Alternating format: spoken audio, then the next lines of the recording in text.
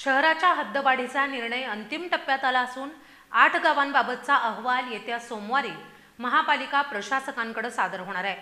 2 उपमुख्यमंत्र्यांच्या उपस्थितीत झालेल्या बैठकीनंतर या प्रक्रियेला गती मिळाली असल्याची माहिती आमदार राजेश क्षीरसागर यांनी पत्रकार परिषदेत दिली आहे।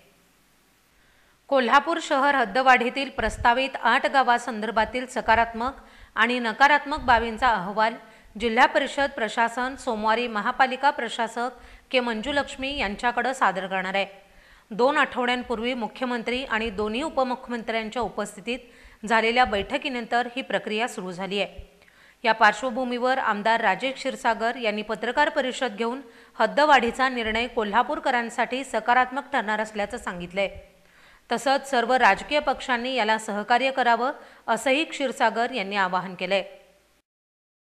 बघा, हद्दवाढीचा विषय अत्यंत महत्त्वाचा आहे। मला वाटते नगरपालिका ज्यावेळी झाली तेव्हापासून हद्दवाढ झाली नाही। महानगरपालिका तर सोडा 80-82 वर्ष हद्दवाढ झाली नाही। आणि हद्दवाढ ही एक नैसर्गिक प्रक्रिया आहे। आपण पाहतो, ठाणे असेल, पुणे असेल, संभाजीनगर असेल, नाशिक असेल, ज्या ज्या शहरांच्या हद्दवाढ झालेली आहे त्या ठिकाणचा विकास झालेला आहे। आणि मग अनेक गोष्टींचा त्यामुळे शेतकऱ्यांचे दर वाढतात।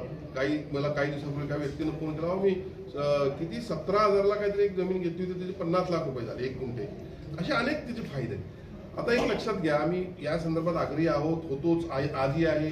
सन्माननीय मुख्यमंत्र्यांच्यावर आमची झालेली बैठक जी होती त्यामध्ये दोन्ही सचिव होते, उपमुख्यमंत्री आणि युडी मिनिस्टर आमचे शिंदे साहेब होते, अनेक अधिकारी होते, आपले महापालिकेचे आयुक्त, सगळ्यांच्या त्यावेळी ठरलं काय की अशा 120 प्रस्ताव आता हद्दवाढीचे प्रलंबित आहेत।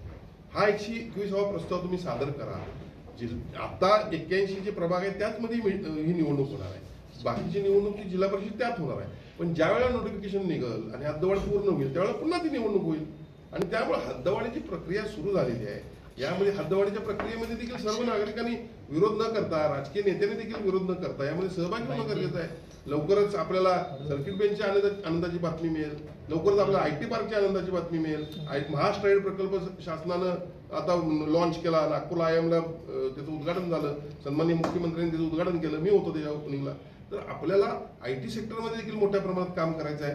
4 दिवसापूर्वी व्हिडिओ कॉन्फरन्स एक झाली कॅप्टिव्ह एनर्जी देण्यासंदर्भात इंडस्ट्रीला, जी इंडस्ट्रीचं मत होतं की आम्हाला वीज दर परवडत नाही, 13 रुपयांनी घ्यावं लागतं, आम्ही परराज्यात जातो, त्याचा 6-7 रुपयांना आपण देणार आहोत। शाश्वत विकास प्रदेशाच्या माध्यमातून जे 5 मुद्दे आपण घेतले, मग ते IT असेल, इंडस्ट्री असेल, टेक्सटाईल असेल, पर्यटन असेल, तर अशा या जे पोटेन्शियल कोल्हापूर जिल्ह्यातला विकासाचं आहे त्यामध्ये काम करायचं आहे आणि कोल्हापूर जिल्ह्याला विकासापर्यंत न्यायचं ही आमची भूमिका आहे।